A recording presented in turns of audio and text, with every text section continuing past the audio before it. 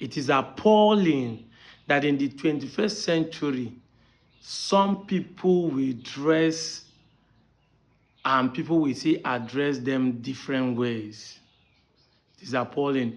They used to say people will address you with the way you dress.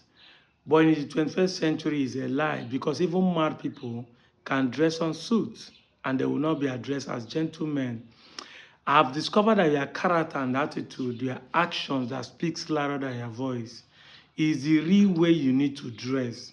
And it is your actions and your body language that people will definitely address you. Take, for instance, the thieves and criminals who are stealing Nigerian funds and money in the name of politicians. Are they dressing as a thief? Are they keeping dreadlock? Do you see them with tattoos? Are they carrying guns?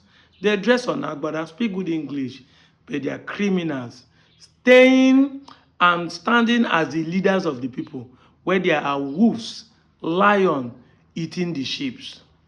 So it's not a true fact that people will address you the way you dress.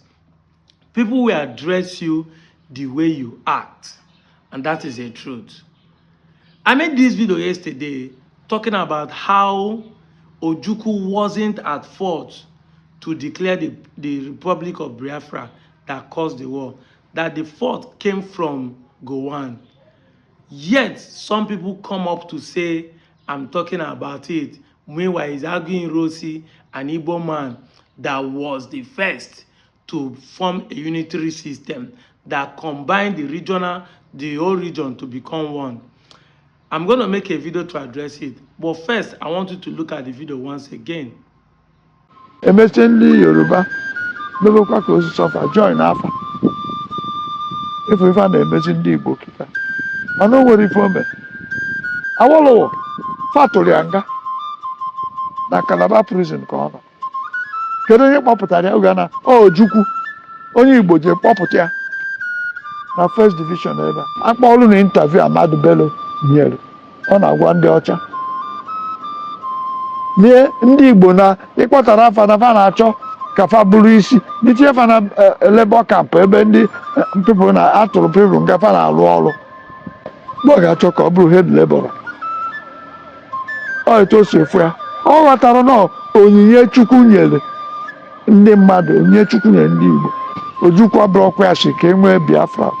Anyị nwere ife na-akpọ Constituent Assembly o setọp ndị niile nọ n'ala Igbo ma ndị Cross River ma ndị Rivers. Anyị niile nọ. I'm a member of that Constituent Assembly representing my own local government. Anyị jee nzukọ ọ kọọla anyị etu o si jedebe na nkata fa na-akpa etu fa si jee Aburi. Aburi bụ ebe ikpeazụ fa jere head of state Ghana kpọrọ fa bịa. Having watched the video, I want to address one thing. You heard the man saying the Ojukwu did not make the decision by himself, that they come together to make decision by themselves and now gave the power to Ojukwu to declare it. Now, if you don't understand the Igbo culture and history, you would think that these people are trying to defend Ojukwu. But in the truth, this is how Igbo system of politics works. And that's why they believe that Igbo people started democracy before the Europeans came. Now, if you understand the Igbo system of culture and tradition, it will not be an argument for you. This is why I started by saying that most of you in the 21st century are acting as illiterate. They will say Yoruba is the most educated, but you guys are illiterate. They will say Ile Binu with rich culture and advance all these things, but you guys are acting as people who has hatred against the Ndigbo. In the 21st century, called information age, when person make a video, you could not make research. You just come and type your hatred on top of the matter. But I'm going to be here to respond to you. Because the Igbo system of life does not make someone to unite everybody together. That does not mean that Igbos are not united. The way Igbos run traditionally, one person does not take a decision. Tomorrow I'm going to be posting a critical video from one of my friends who talks about how Igbos system worked before the coming of the British, and why the Britain hate the Igbos after them. And this sentence is what people are practicing when you come and say Igbo people does not have a king. We don't have a king because everybody is a king. Decisions are not made by one person. Decisions are made by unification of everybody. That's how Igbo system work, and it doesn't matter the location. So you want us to always leave our own and follow you. Tomorrow night you'll be the one mocking us that we are copying everybody things. Instead of you to understand that we are who we are, we don't practice what you practice. And if Igbos don't make decision on their own, and Igbos don't unite every system in their locality, why do you think that Aguyi will be the one to unite every system? Why do you think Ojukwu will be the one to make a decision for the Biafran? Because you are using your emir, you are using your obas, and using your system of tradition, and think that the Igbo people have the ability to come and make decision. Ojukwu just come and make decision and declare Biafra. Because it's just like what they are saying about Ned Nwoko now, that he is trying to be a governor. Meanwhile, Ned Nwoko did not make the decision to even start pursuing a normal state without his people telling him to go ahead. People like us wrote this letter, showed him, and tell him to go ahead on our behalf. It's not a one-man system we practice in Igbo culture. I'm going to be reading out some certain things for you to understand what I mean. From Port Igbo. He said, Ironsi unification degree only centralized the civil service to promote national unity, and it is not the cause of Nigerian problems. I wonder why it is only in Nigeria that unitary system is misinterpreted, even when in the 21st century, aka known as era of information. Unitary system is never a problem anywhere in the world. Most Nigerians admire the British system without knowing that that is a unitary system. What Ironsi gave Nigeria is unitary republic, and it is being practiced by some nations in Europe that are thriving. Even Ghana does the same. Now, Ironsi was trained in Britain, so he could have noticed this in the British system. He was the first Major General Nigeria ever have, and trained in Britain, grew in the army rank in Britain before coming back to Nigeria. If you want to understand what Ironsi gave Nigeria, look at Ghana, a unitary republic with 16 regions, also called states. Ironsi never dismantled regions. Rather, he renamed them to group of province, or they will still call them regions. Unification degree never centralized power and did not bring too much power to the center. That was why Gowon couldn't deal with Ojukwu when Ojukwu said he would not recognize him, Gowon, as head of state. Yes, because if there is a unitary system, Ojukwu under army will respect the order. But because it's a regional government, the head does not have the same power to control the whole region. Ojukwu said Babafemi Ogunpedi has as Ironsi second in command, not Gowon, should succeed Ironsi. Now, Ironsi unification degree left A, regional autonomy intact, B, 50-50 resource control intact.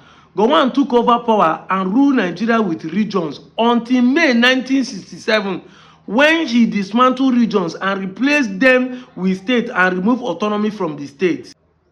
Gowon also removed resource control and centralized power. Guess who helped Gowon make this mess? Obafemi Awolowo, as a federal commissioner for finance and the author of all of the Gowon's economic policies.